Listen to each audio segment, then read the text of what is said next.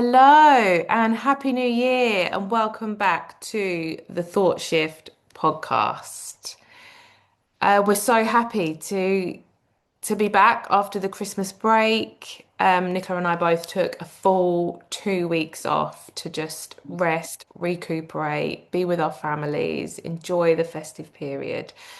And now it feels really good to be back bringing this podcast to you. I'm back recording it now in person as well as the audio. We are video recording as well today, which is really, really exciting. We're happy you can see us. You can actually see our faces. We are real people. Welcome back to our existing listeners. Thank you for joining us again. And if it's your first time, welcome. We hope you enjoy this episode. We're really excited about what we're bringing for you today. Nicola, do you want to kick us off with an introduction to today's episode? Sure.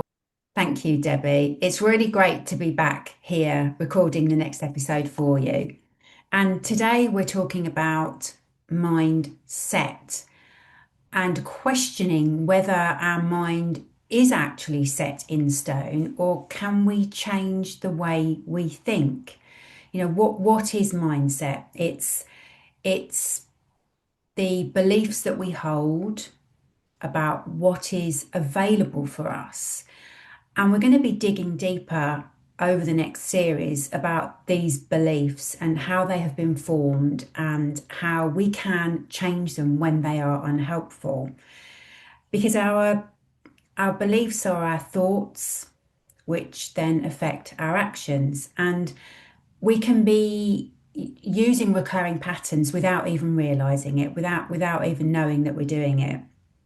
And there's stories that we tell ourselves, they're beliefs that we think about ourselves. But when we start to question these, actually they tend to be old beliefs that no longer serve us, and even beliefs that aren't our own. A lot of things are shaped for us in the environments that we put ourselves in, and also our childhood, how we grow up, what's been said to us.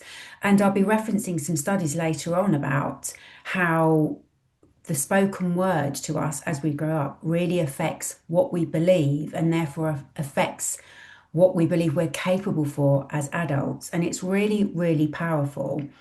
We often think with our beliefs that we cannot, we don't have that permission to do that. Oh, that's not for us. And with the mindset, we can absolutely change that. We can completely change that.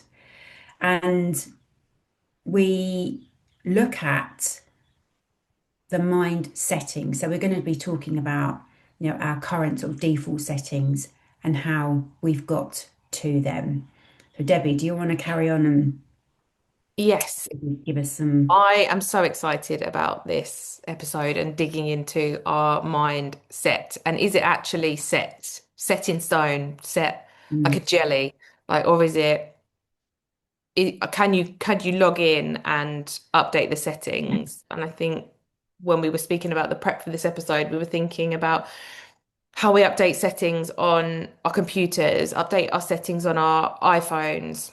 Other brands are available. yeah. Without questioning it. Someone tells you to Mm, update your iOS settings because yeah. there's a new version available. There's the features are more enhanced. Yes. It now does this, it now does that. And you don't hesitate to update your phone And give it a and, second and, thought. and take on those new settings and have a more enhanced experience or a better experience with your phone because it now does this and it now does that. And your mind, the settings of your mind can, the same rules apply. You could do an update on your settings in your mind to have a more a more enhanced life, Mm, to start that habit, to start a new habit, to start a new hobby, to get that new job, to think differently about a situation. mm, You can go in, and this episode is the password to those settings. We are unlocking those settings for you yeah. with the tools and the techniques that we're going to speak about today. And I am very, very excited. I love this topic. I really can't wait Yeah. to get into it and let you into a secret. The settings are not set. They're really not. Um, as Nicola has already mentioned, they are things that we have absorbed throughout our lives, throughout our childhood, Mm, beliefs that we have held on to, which no longer serve us. And we have covered this off briefly in a previous episode where I spoke about a belief of about a childhood experience of getting an answer wrong at school, and that belief has stuck with me that, being visible mm, is comes with an element of discomfort, an element of n not being safe, and mm, showing up in an environment like this, being seen and being heard is brings a lot of discomfort to me because of that belief. And I have to work really hard to move past that, and mm. because I'm not a 7-year old at school anymore. And do you know what I think we should let the listeners in on is the conversation that we had before we started recording. We were both on a call yesterday, on a coaching call in a group setting, and it's very interactive. There are questions. It's a conversational, and the idea is that we all support each other. It's a really, really supportive environment of like-minded women.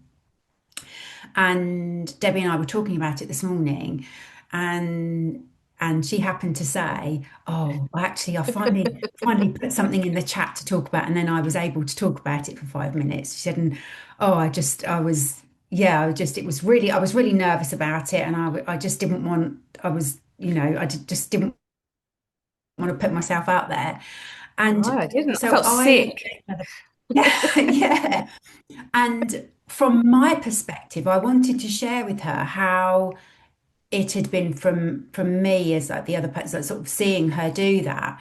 And she had written in the chat a very, short, succinct question. And I was like, wow.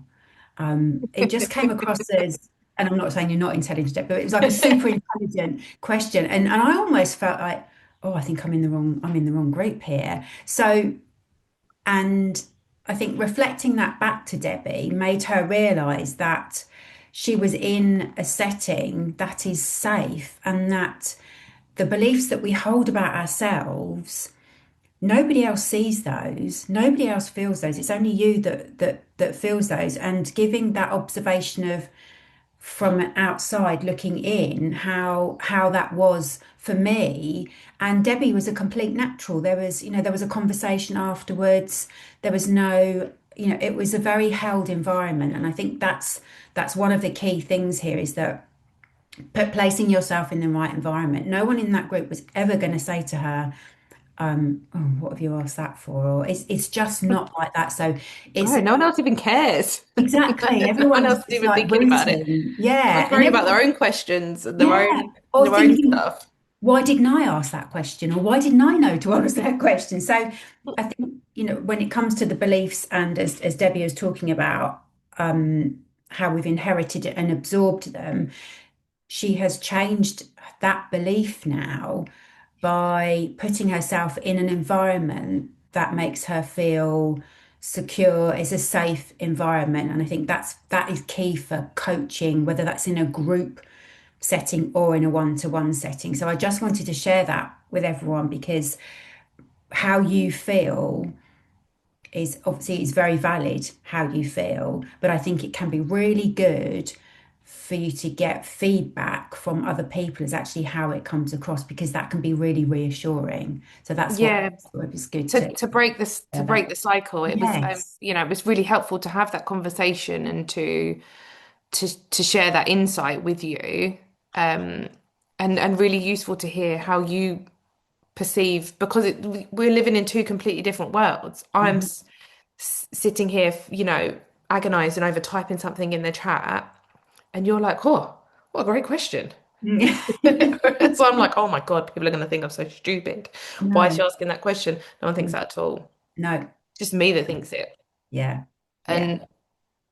And and that's an example of kind of what these outdated beliefs and settings of the mind, what they cost you then Mm, later on in life when they no longer serve you. Well, mm, not that that particular belief ever served me, mm, really, but what it cost me now is that I don't speak up.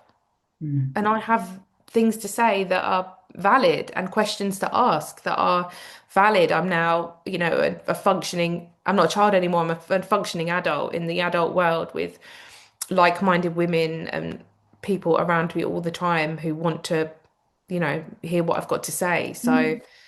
that belief just does not serve me anymore. And I need and want to move forward. And obviously I am because I'm recording a podcast and I'm videoing it. Exactly, So I exactly. think we're making some progress. Yeah, definitely, definitely. Mm, But yeah, I mean, they come at a cost because mm, there's times that I wouldn't have spoken up. mm. And Yeah, then, you know, missed opportunities missed potentially. opportunities. Mm, So, mm. when you do update them, it can be so rewarding and so validating. It was so validating to hear what Nicola had to say. It was so lovely to hear her feedback that what I contributed was worthwhile and it Mm, will make me want to do it again. yeah. Mm, So that's a bit of an insight into what a coaching experience would look like, a mindset coaching experience. We're bringing the settings of the mind, in its basic form. We want mm. to bring that to the surface. What's going on underneath the surface with your beliefs and your thoughts and Yes. what characters? Who is that? Where are you leading from? What Mm, character is that? Is it fear? Is mm, it doubt? Is it mm. procrastination? And why? Yeah, yeah, And in definitely. the coaching environment, we're gonna challenge you on these beliefs and their origin. Are they Mm, still true? Are they still current? Do they still serve you? yes. And support you Mm, to update them with aligned actions. yeah, yeah. I think also, even so, Debbie and I speak quite a lot and we coach each other as well. And even when we're not on a coaching call with each other, if even in conversations, Debbie will call me out. She will say to me, "Yeah, but is Did that this the other really day. true?" Is that true though? Yeah, exactly. And I can feel the discomfort sometimes And I in can see it. I can yeah. see it in her It's like body. I'm looking away because I can't look at her because I know she's right. And She's got but you. yeah, but all of this is done with coaching. It's all done in such a way that, the focus is on you. It's all about you and all about getting to the bottom of, well, firstly, when someone comes to a coaching session, they'll have a specific goal, something they're looking to achieve. But for some reason they're stuck. So it's digging deep, as Debbie said, it's going beyond, beyond what's on the surface and really digging deep and finding out what is it that's actually holding you back? How do you feel about certain things? And sometimes, yeah, as I've said, the questions can be uncomfortable. But when they're uncomfortable, that means that we're getting somewhere. That means that we're really getting to the crux of something. And quite often through conversations, and even maybe not even in the coaching call, maybe even the day or two later, I'll get a message from a client and be like, I've just realized where that's coming from. Mm, And as Debbie's alluded to, with her childhood experience at school, it's not until we start thinking about these things we can realize what our triggers are. And yeah. it can be a conversation, it can be something someone said to you, or something, you've overheard, and that creates a belief in your mind, but it's not necessarily true. So it is all about challenging those beliefs and changing them. And when you think about your beliefs and what is possible for you and you challenge them, you start to realize that there's a whole world of possibility out there and that, the only thing that keeps you stuck is you. Mm, And there is so much opportunity and so much that we can do. And I think Debbie and I are both really passionate about helping women see that anything is possible. Anything is possible.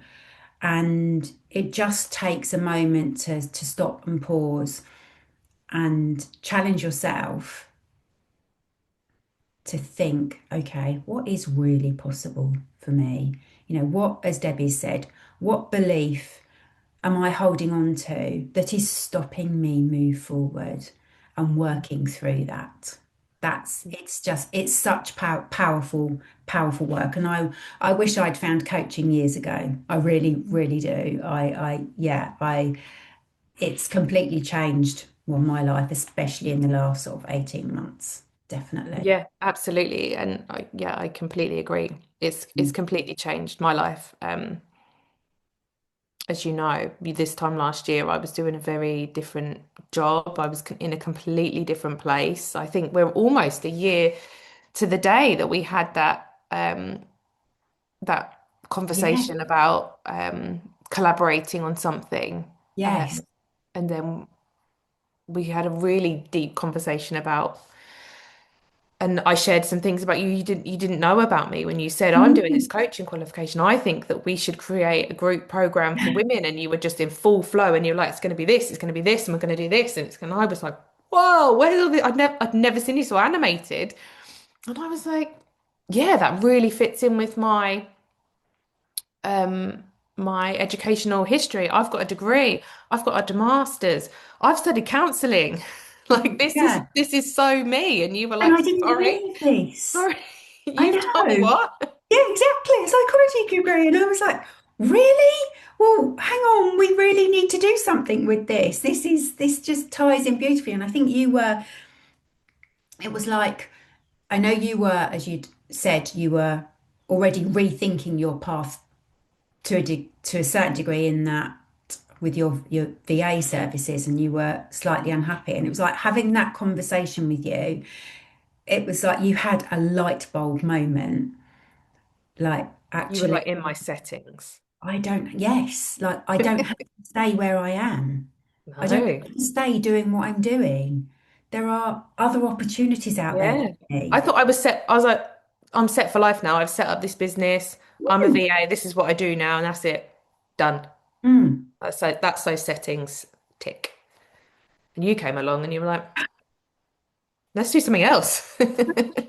I thought, yes, Yes, let's. absolutely. And I think this is key with beliefs, and especially when it comes to career pivoting, which I've done, or you've done as well, we've both done that, is thinking, quite often, like you said, we get stuck in a rut of, well, I've done this for so long, I can't possibly do anything else.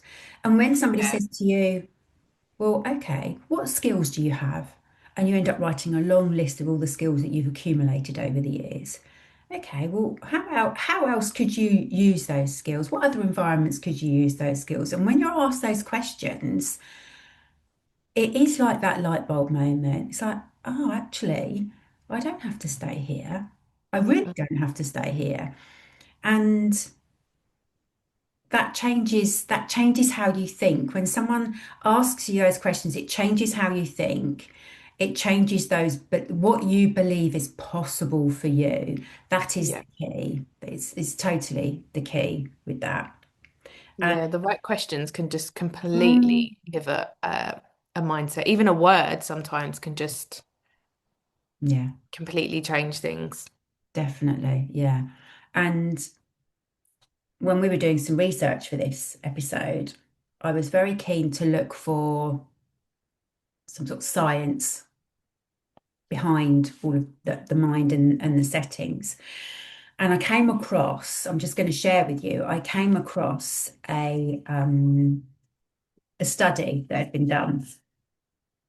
So I'm just going to refer to it now. And it was the 14-month blueprint. It was all based around early parental praise. It was done in 2013, and it tracked children from the time they were toddlers to see how early programming, if you like, sticks. Hmm. And what they did, so they were children, they were between 1 and 3 years old, and they looked for what they called the process praise. And this was like good job trying, versus person praise, as in good girl or good boy. And what they found, and this absolutely fascinates me, what they found was 5 years later was that the children who received more of the process praise, so the good job trying, at age 1, were significantly more likely to have a growth mindset at age 8.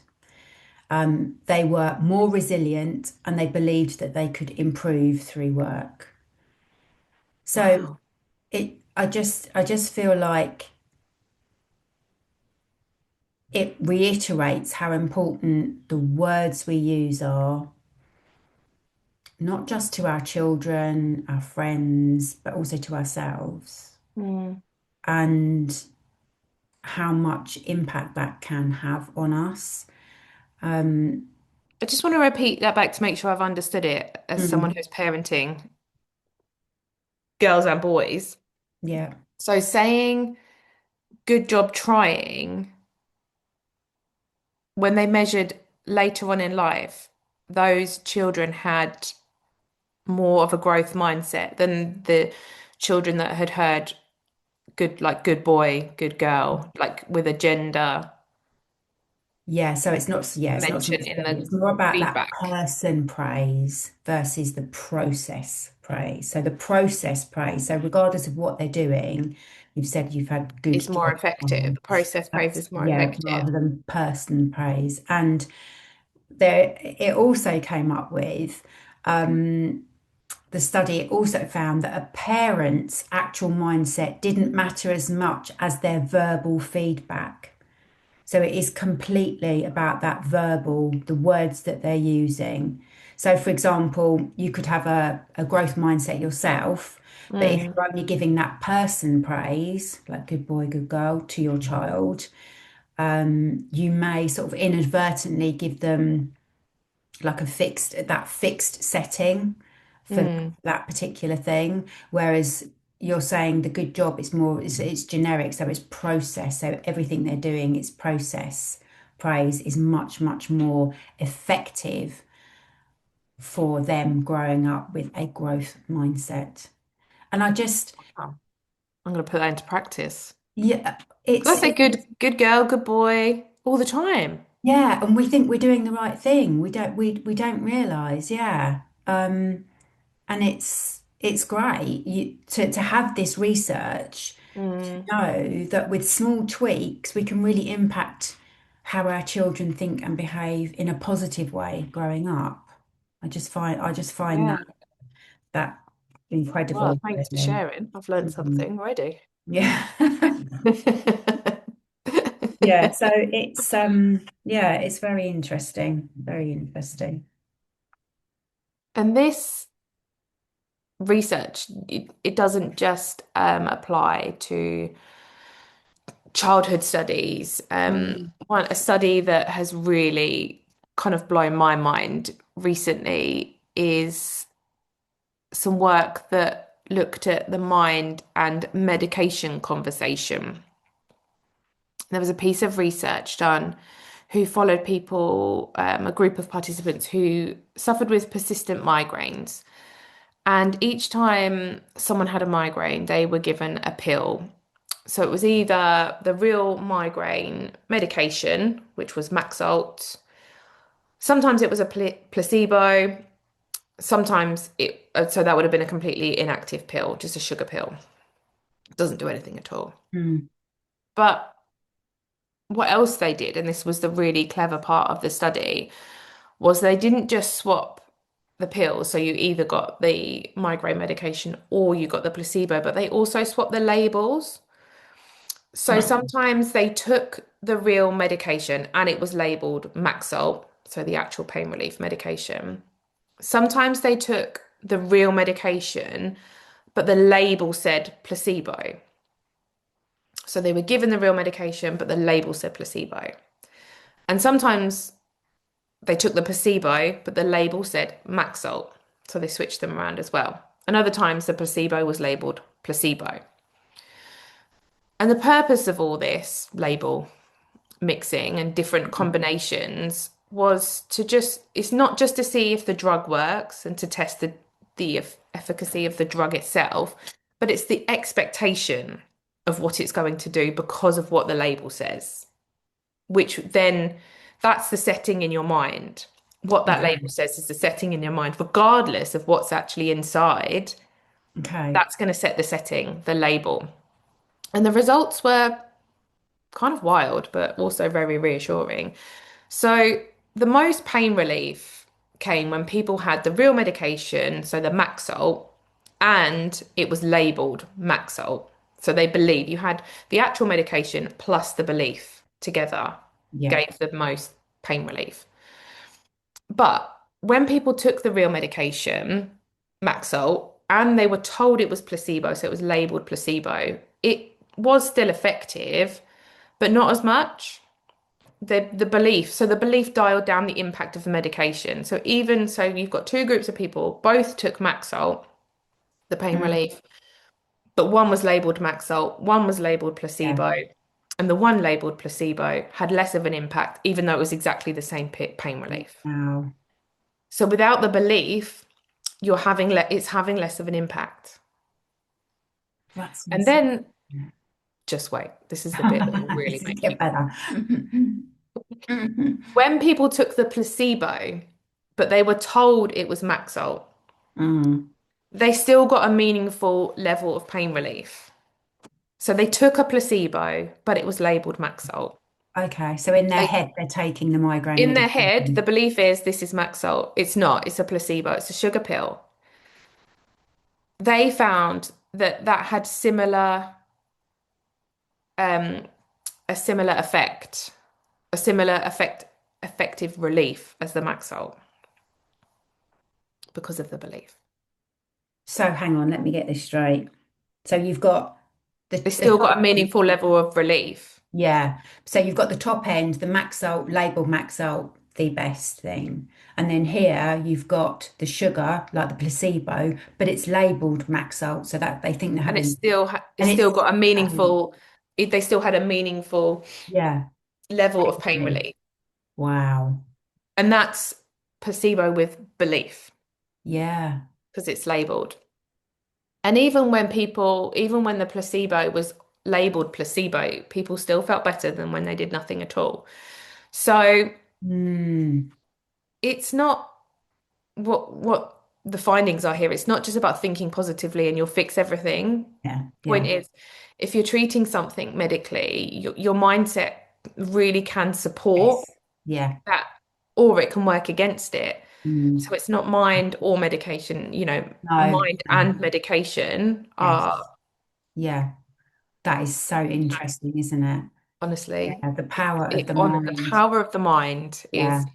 is insane. I really find that study just completely Yeah. Yeah. fascinating to And the look. thing is, I think it there is a lot of positive mindset and all that, but as you've just alluded to, it's not just about being positive. It's totally embracing it, isn't it? It's Yes, using it the in belief. connection with and believing that this is going to work and this is going to be supportive. Mm. It's yeah, no, that's incredible. Yeah. Those Mm. those beliefs also can have a physiological impact on the body internally as well. There's a really famous milkshake study as well, and I'll put the link in the show notes, where they gave people were invited along to a study and they were given exactly the same milkshake and they were told one group of participants were told it was a really high calorie, luxurious milkshake and other participants were told it was like a diet low calorie milkshake and they were measuring the physiological impact on the body as to whether or not you felt full, satisfied after drinking the milkshake. And even though it was exactly the same milkshake, they were just told that it was low calorie. Mhm.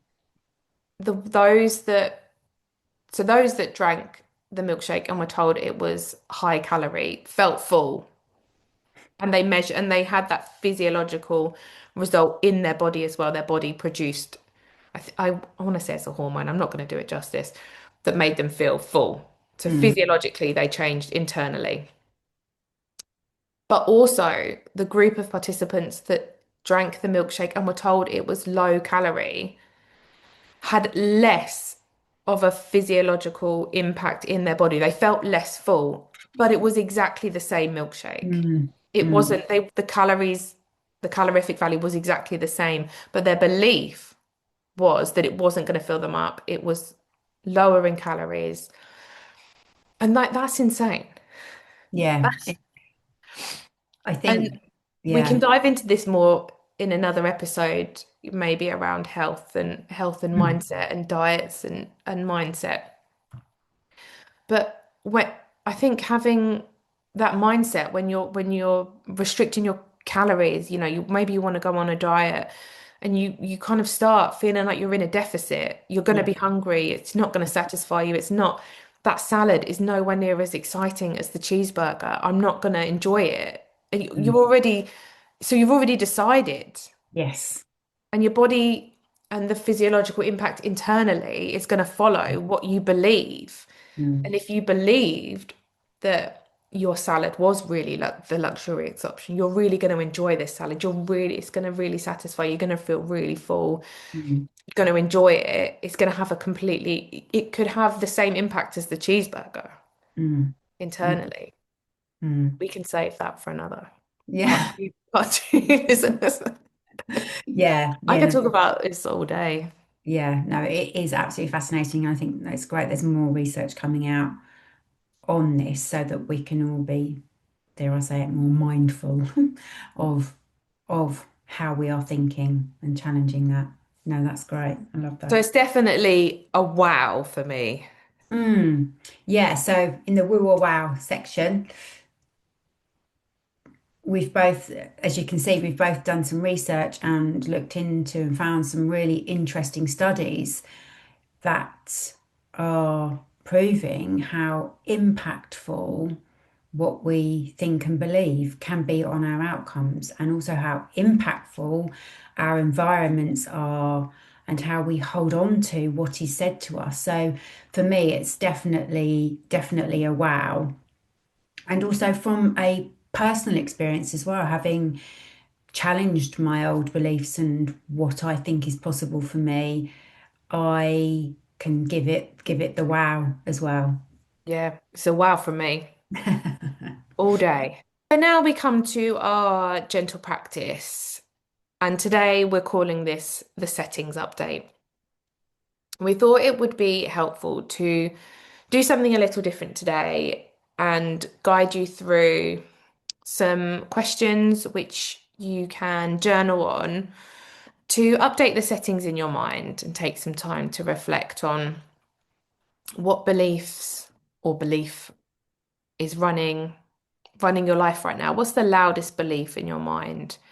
What's leading you, the decisions you're making, the actions that you're taking, the way that you feel about yourself?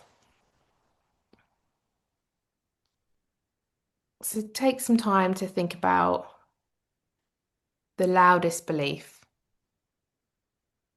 running in the background right now. It could be, I'm not good enough. I'm not confident enough. Is it too, do you feel like it's too late? You always mess it up. There's no point doing it anyway. I don't have the skills to do what it takes. I can't trust myself. And when you think about that belief, just take a moment to see if you feel it anywhere in your body. Does it make you like pull your shoulders up? Like, does it make a knot in your stomach? Do your shoulders feel tense? Does your face feel tense? Your body feel tense? Does it make you feel sick? Like me, typing in the chat makes me feel sick.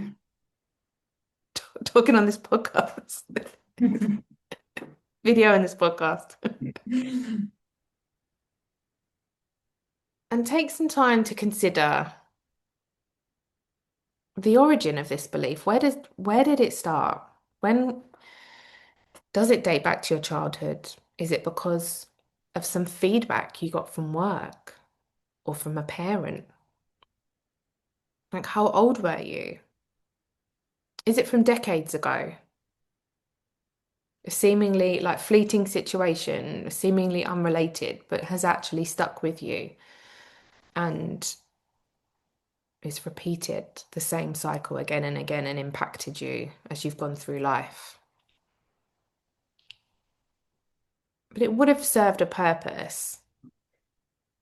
It would have been there to protect you. You would have, you would have thought it because you wanted to protect yourself from something. It was to keep you safe. But what is that safety costing you now? And what evidence do you have to challenge that belief now? To challenge its validity and the cost that you're paying for carrying that belief and still applying it to your circumstance, your current circumstances. And if you could let go of this belief, if it was no longer applicable, who would you be? Who would you become?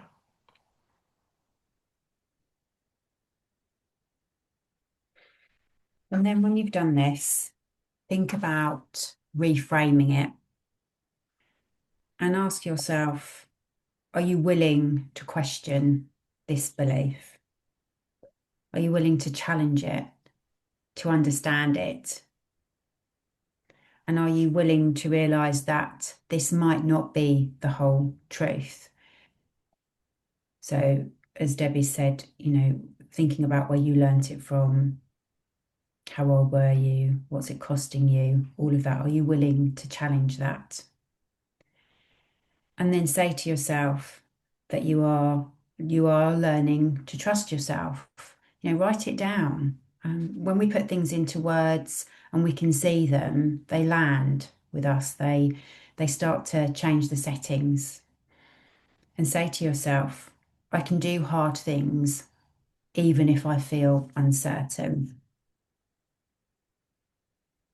And the very act of just thinking about this and writing it down, as I've said, starts to reinforce new thoughts, which will give you new actions, which will give you new outcomes.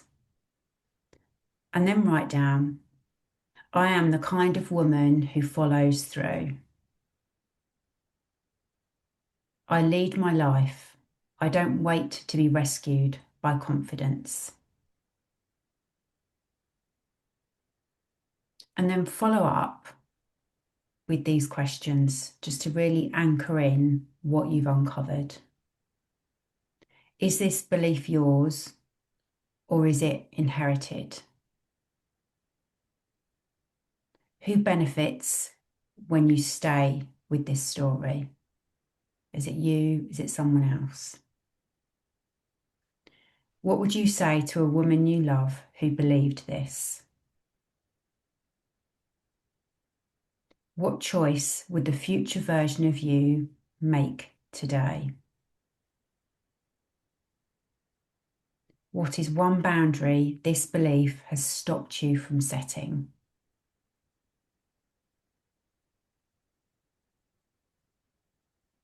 And then to really embody this and follow it through, you could do this as a sort of a ritual. You could maybe have some candles lit and then blow them out, or maybe you want to write down the belief that you've uncovered that no longer serves you, and you may want to burn it or rip it and throw it away, a bit like we covered the rituals in our previous in our Hmm. last episode. And then just take a moment. So whichever ritual you decide on, or you can just close your eyes and just gently take a moment and take a breath in through your nose. So a long exhale, like you are going to be blowing out candles. As you exhale, you can let your shoulders drop again and again. And on the exhale, you can say silently, I release the old setting. And then Say your new setting out loud once. Notice what your body does. There's no forcing, just noticing. And finally, just to really embody letting go, consider what's one action that you can take that really creates proof of this new setting. Maybe it would be sending the message, the email, the text that you've drafted in your head and it's going to be going round and round. Send it. Ask for what you want if you're not necessarily being honest with somebody. Block 30 minutes in your diary and start something that you keep saying that you want to start, a new habit, a new hobby, an exercise, a cooking class, whatever it may be. Just put it in your diary. You're doing it on that day, that time. That's your time to do that and start. It might be saying no to something without offering an explanation or making a decision that you've been hesitating. And even if it creates a little bit of discomfort, just sit with the discomfort, but stand by your decision. And we will put all of these prompts in the show notes for you to download if you want to reflect on this practice later on or at another time or again and again and again and repeat it with your beliefs if you've got lots to let go of. Mm. I know I do. And we also have available to download our Letting Go journal, which has 5 prompts, guided prompts in it with a beautiful visualization, which was recorded by Nicola. So definitely grab that as well from the show notes.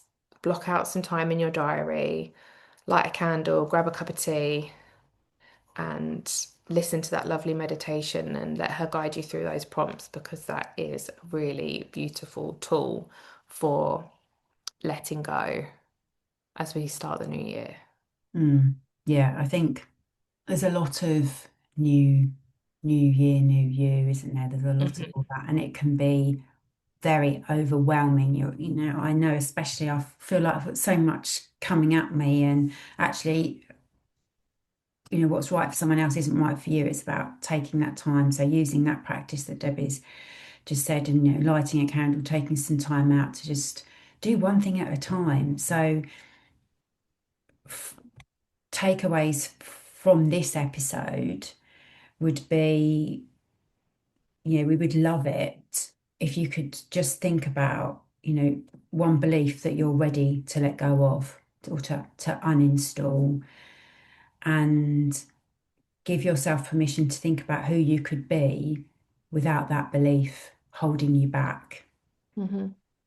Absolutely. Yeah. Our mindset isn't fixed. Yeah, It really isn't. no, Your mindset is not set. It is mm, settings, and you have access to those settings. We've given you the password.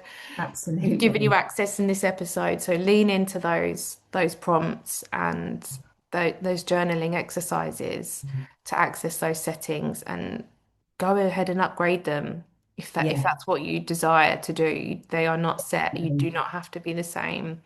You no. can you can update your settings. Yeah, definitely. And think about what that version of you, that next version of you looks like.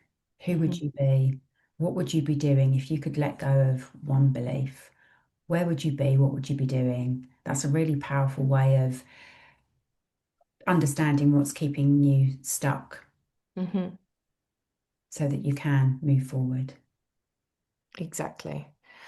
Well, thank you so much for listening in to our New Year episode. We hope you have enjoyed this conversation as much as we have. I absolutely love this conversation. I Yeah. could go on and on and on, and I will in, in future episodes.